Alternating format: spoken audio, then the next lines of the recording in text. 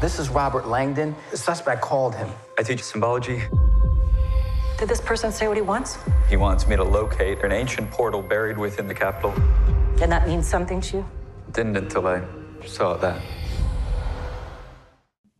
Ashley, what a thrilling series. It's about a lot of things. It's about the CIA, it's about crime, it's about personal relationships. But to me, it's about obsession. Robert Langdon is an obsessive person. He has to be to ever have gotten into the line of work he's in. Tell me if you agree with that and what you know about him in your own mind. That's I think that's an interesting observation. I think that's true. I think he is obsessed, and I think most of the characters, or definitely, you know what? There's like the antagonist we meet in the pilot, Malak. I did always think of Robert Langdon and Malak as two sides of the same coin. They are both obsessed, but in different ways. And that so with Robert Langdon, his obsession is, it's interesting. He's got like an obsession towards the negative. He's obsessed with believing that myth isn't real. He actually, and anyone who proposes the idea that it might be real, he will shut down. Yeah. And when you, and that reveals something about him. It reveals a lack of openness that actually is more about him personally than it is about anything that he's aware of. So I think that's a really good idea.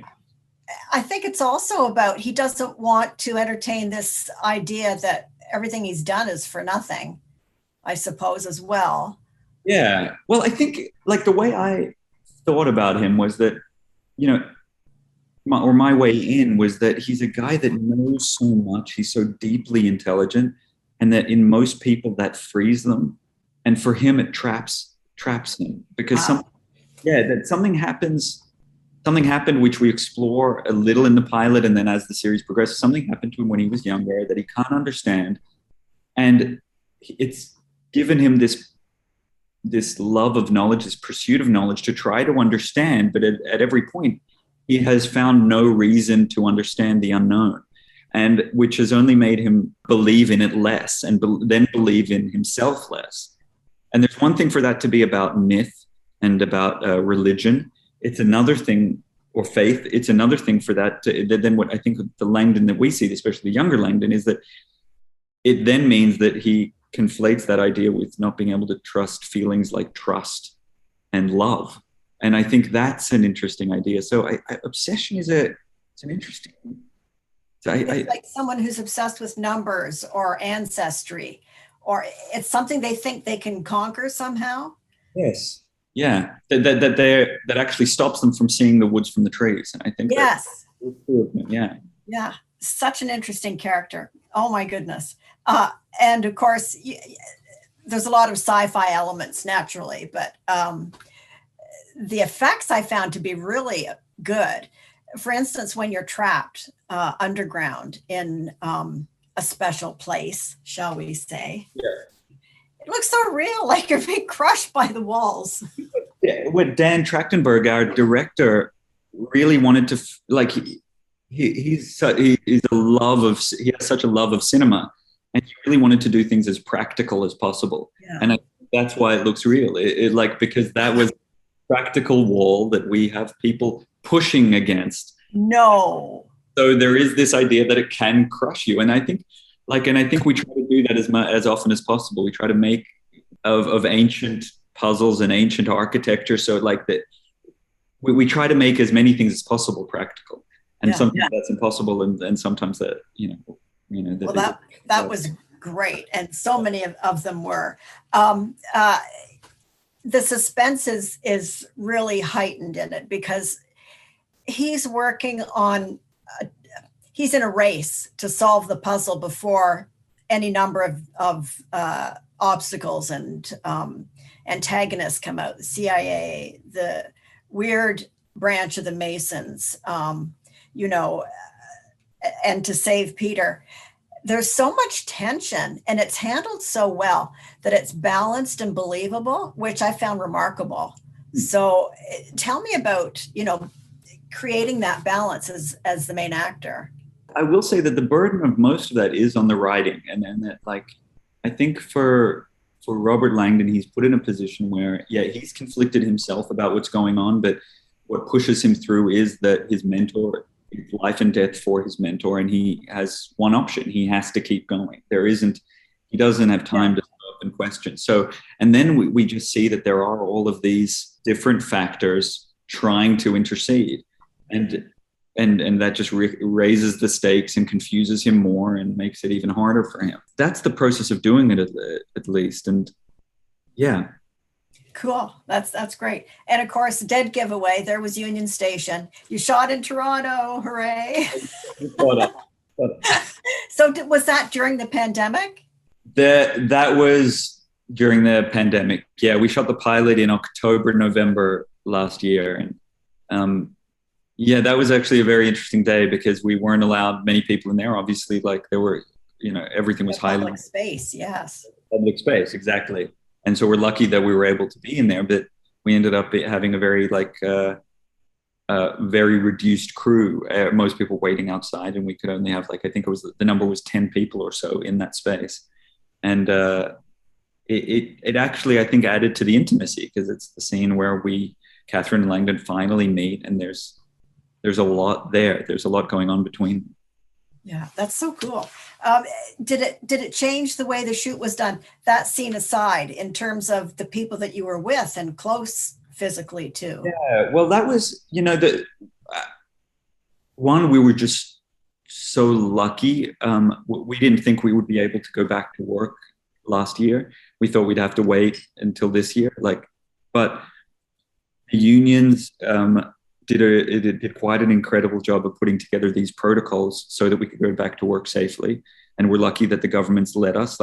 It wasn't lost on us that we were suddenly allowed to be around people, how healthy that is. We knew how fortunate we were to be able to work. And then the restrictions were the protocols and restrictions were substantial, and it was a pretty incredible feat. And I mean, I think there's something about film crews that I'm in awe of in general, that they're constantly taking on, new complications. And the COVID protocols just ended up being another complication that they just adopted. And a film crew it's made to be adaptable. It's a circus of sorts, and we're made to adapt. And they did it seamlessly. It's sort of remarkable. Did you know much about the Masons before? And if you researched, tell me what you found. Yeah, I knew very little. Only what I think most people would know is this sort of very unnuanced idea that they're some kind of secret society. And upon researching, I found that, like anything, when the more you know, the more you understand that it's more complicated than you think. And I found that that's what struck me first, is that the Masons aren't any one thing. There's a lot of types of Masons, but I think, interestingly, the symbol of what the Masons have become in normal society are not true to what the Masons are. That the Masons are essentially just they're essentially just a group of people, mostly men.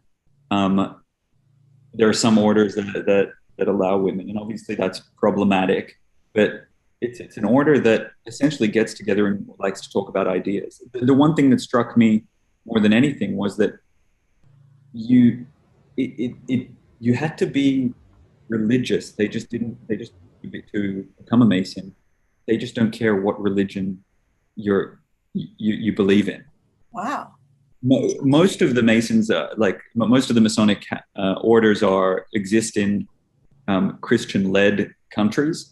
So we think it's Christian-based, but actually all they say is that you just have to believe in a creator spirit, and then they actually don't mind what that is, and you're actually not allowed to debate which religion is right in a Masonic house. So if you're an atheist, you can't become a Mason. But if you believe in a creator God, you can. And I thought that was actually in terms of trying to find more unity in the world, that's not a bad, that's an interesting idea. It seems like a modern idea too. And I mean, I think Black Creek Pioneer Village here, they have a Mason building, you know, dating back a couple hundred years.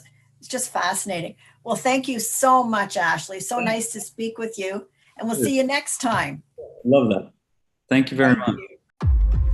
This is Robert Langdon. The suspect called him. I teach symbology. Did this person say what he wants? He wants me to locate an ancient portal buried within the capital. Then that means something to you? Didn't until I saw that.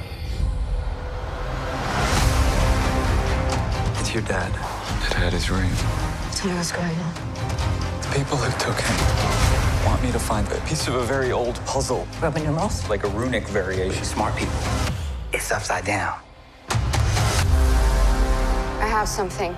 Dad said that its secrecy was more valuable than his life. I'm coming with you. One veil is lifted, only to reveal another. You were told to do it alone. He has my father. He has a literal assassin. And that's what it's going to take to get me to stop. I want to know how far Robert Langdon has gotten. It's a cipher for all who seek must also fall. Yeah, I'm more of a Sudoku guy. They can't stop. It's just begun.